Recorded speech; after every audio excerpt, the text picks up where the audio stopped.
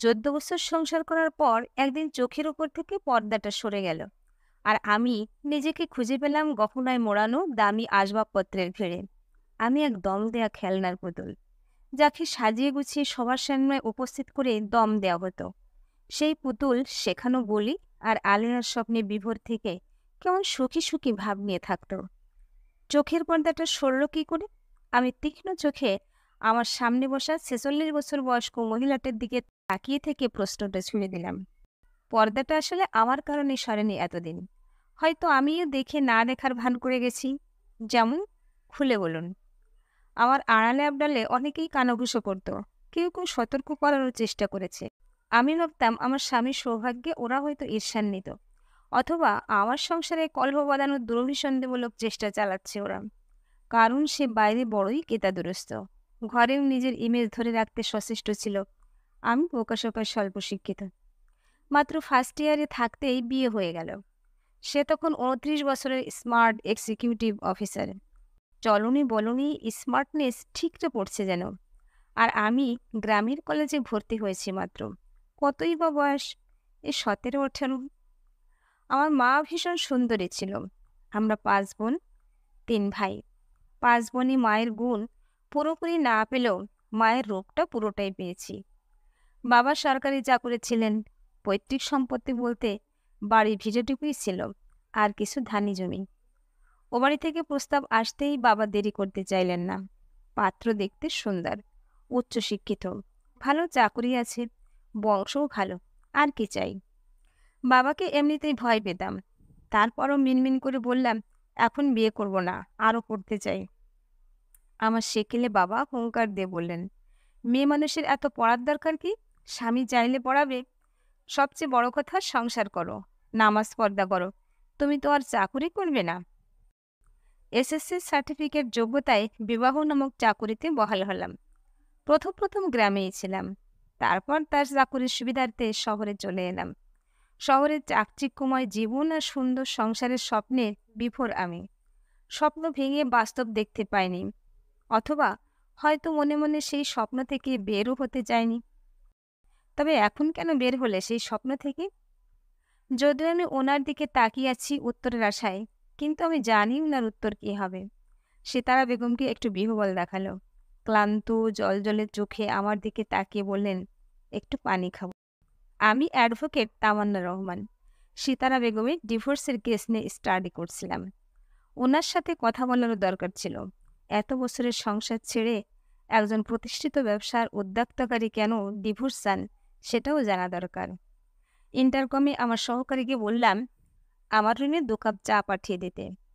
আমার রুমে থাকা হাফ লিটারের পানির বোতলটা সিতারা বেগমের দিকে এগিয়ে দিলাম। পানি পান করে কিছুক্ষণ চুপ রইলেন, তারপর আবার বলা শুরু করলেন। স্বপ্ন ভাঙার পরে খুব বিধ্বস্ত হয়ে পড়েছিলাম। খুব কান্নাকাটি করেছি, হাতে পায়ে ধরেছি, জবাবও চেয়েছি, কিন্তু জবাব মেলেনি। উল্টো শুনতে হলো, আমার অসুবিধা কি? এরকম একটু একটু কর্পোরেট জবে হয়ে থাকে, এটাই সিস্টেম। ওসব ফালতু কথা। নিজের অপরাধ ঢাকার জন্য আপনাকে উল্টো পাল্টা বুঝিয়েছে। হ্যাঁ, প্রথম প্রথম মনে হতো এই বুঝি দুঃস্বপ্ন দেখছি, চোখ মেললেই আবার সব ঠিক হয়ে যাবে। কিন্তু হয়নি।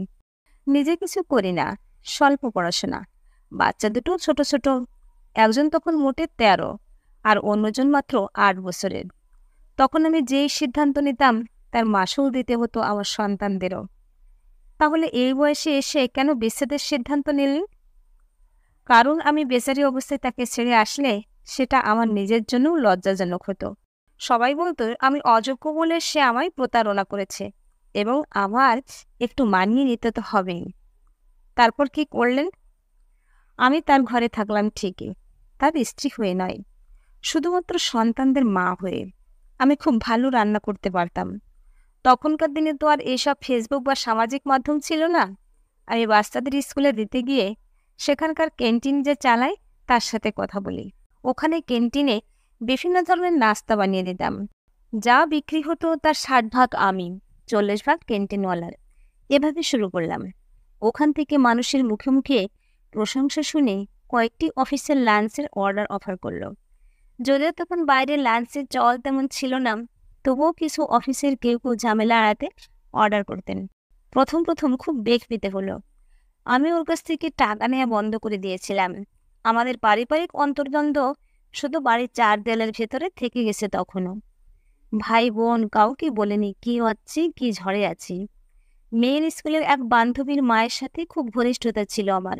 ওনার নাম রাবেয়া। প্রাথমিক বিদ্যালয়ে শিক্ষকতা করতেন। রাবেয়া সাহস এবং অর্থ দুটোই দিল। একা একা ডেলিভারি দিতে যেতাম। এসব যে করতেন, উনি কিছু বলতেন না? বলতো না আবার। প্রথম প্রথম জানতো না। একবার একটা কোম্পানি থেকে ওদের বাৎসরিক অনুষ্ঠানের লাঞ্চের অর্ডার আসলো। ততদিনে আমি মোটামুটি একটা পরিচিতি পেয়েছি। কম বেশি অর্ডার আসতো আমার কাছে। ওই কোম্পানি যে ওর কোম্পানির সিস্টার কনসার্ন, আমি জানতাম না। আসলে ওর কাজের বিষয়ে তথাকথিত গৃহিণীদের মতো আমিও তখনও এত নাক গলাইনি। ওদের এই অনুষ্ঠানের পর ওর কোম্পানি নিজেদের অনুষ্ঠানের জন্য আমাকে লাঞ্চের অর্ডার দিতে গেলে কিভাবে যেন সে জানতে পারে এটা আমিই করছি। রেগে আগুন হয়ে ঘরে এলো। সমানে আমার উপর চোটপাট শুরু করলো। সেই চোটপাট একা করেনি, আমার বাবা মা ভাই বোন দেবর ননদ সবাইকে নিয়ে করেছে। আমি নাকি তাকে নিচু করছি। শুধু সে নয়, আমার এই খাবার বিক্রির কারণে আমার ভাই বোন দেবর ননদ সবারই নাক কাটা যায়। বাবা মা বৃদ্ধ হয়ে গেছে। ওরা ভাইদের উপর নির্ভরশীল। ভাইরা বড় বড় চাকুরি করে। দেবর ননদ সবারই সমাজে সুদৃঢ় অবস্থান আছে। আমার খাবার বিক্রি তাদের মান সম্মানের জন্য হানিকর। আমাকে অবিলম্বে এসব বন্ধ করার নোটিশ দেওয়া হলো, নইলে সে আমাকে ত্যাগ করতে বাধ্য হবে। আমিও সবার সামনে ধীরে ধীরে বললাম, আমার নিজের একটা আইডেন্টিটি চাই। আর যে যাই বলুক করুক তাতে আমার কিছু যায় আসে না। আমি এটা বন্ধ করব না। সবাই রে রে করে তেড়ে এলো। বাবা তো চড় মেরেই দিচ্ছিলেন প্রায়। মেয়ে মানুষের এত পরিচয় লাগে কেন? স্বামীর পরিচয়টা কি যথেষ্ট নয়? আপনি তার চিট করার কথা বলেননি? আপনার বলা উচিত ছিল। বলতে চাইনি, লজ্জা করছিল। কিন্তু সবাই যখন বলছিল আমার কিসের অভাব, তখন বলেছি আমার বিশ্বাসের অভাব, ভালোবাসার অভাব। আমি বর্তমান থাকা অবস্থায় আমার স্বামী অফিসিয়াল ট্যুরের নামে অন্য মেয়ে নিয়ে ঘুরতে যাবে দেশে বিদেশে, তাদের সাথে ক্লোজ রিলেশনে থাকবে, পার্টি হবে, অফিসিয়ালি সম্পর্ক থাকলেও একই কামরায় রাত্রি যাপন করবে, ফিরতি পথে বিশ্বাসঘাতকতার বিনিময়ে আমার জন্য দামি গহনা শাড়ি উপহার আনবে। আমি স্মার্ট নই, উচ্চশিক্ষিত নই, কিন্তু আমি বিশ্বাসঘাতকও নই। তারপর বাড়ি জুড়ে হইচই পড়ে গেল। আমি মিথ্যুক, নিজের কাজ চালু রাখতে মিথ্যা বদনাম দিচ্ছি, আমাকে লোভে ধরেছে, টাকার কারণে পাখা গজিয়েছি আমার, ইত্যাদি ইত্যাদি। আমার উচ্চশিক্ষিত চাকরিজীবী যা বলেই দিল, কর্পোরেট যাবে আমার একটু একটু ফ্রেন্ডলি হতেই হয়। আমি মৃদু হেসে বললাম, তাহলে তুমিও নিশ্চয়ই এমন একটু একটু ফ্রেন্ডলি হও। রাগে তার চোখ মুখ লাল হয়ে গেল। আমি জংলি গেয়েও অপবাদ পেলাম। আর সে ঘর ছেড়ে চলে গেল। আমার সাথে থাকা নাকি পসিবল না, সন্তানের খরচ সে দিয়ে দেবে, কিন্তু আমার সাথে আর কিছুই পসিবল না।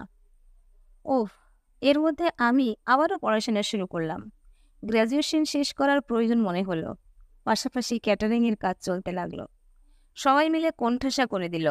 বাবার বাড়ি কেউ যোগাযোগ রাখলো না, শুধুমাত্র ছোট ভাইটি ছাড়া।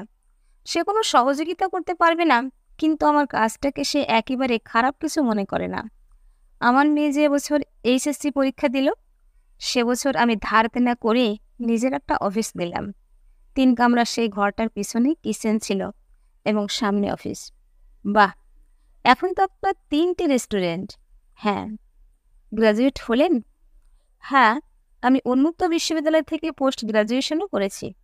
উনি এখন কি করেন? সে এখন অবসরপ্রাপ্ত, ফিরে আসতে চায়। সে এখন অসুস্থ, একা। আপনি কি তার উপর প্রতিশোধ নিতে যাচ্ছেন? আরে না, সে তার জীবন বেছে নিয়েছে নিজের পছন্দ মতো। আমি তার অযোগ্য ছিলাম, তাই দম দেওয়া পুতুল ছিলাম। এখন আমার অর্থ পরিচয় সব আছে। আমি কোনো দম দেওয়া পুতুল চাই না। সে আমার সন্তানের পিতা। সে সন্তানের কাছে যথাযোগ্য মর্যাদায় একসাথে থাকতে পারবে। তার সেবা বা পরিচর্যার কোনো ব্যাঘাত হবে না। কিন্তু তিনি আমার স্বামী থাকবেন না। আমি পাশাপাশি 2টো ফ্ল্যাট নিয়েছি। বাচ্চারা তাদের বাবার সাথে থাকবে। পাশের ফ্ল্যাটে আমি থাকব। অযোগ্য থেকে বিশ্বাসঘাতকতা করিনি, এখন যোগ্যতার কারণে যদি পড়ে ফেলি তাই এই বিশ্বে। প্রিয় ভিউয়ার্স, গল্পটা ভালো লাগলে একটা লাইক দিবেন এবং কমেন্টে আপনাদের মূল্যবান মতামতের প্রতীক্ষায় রইলাম। আর পরবর্তীতে আমার গল্প পেতে চাইলে আমার চ্যানেলটি সাবস্ক্রাইব করে পাশে থাকুন। ধন্যবাদ।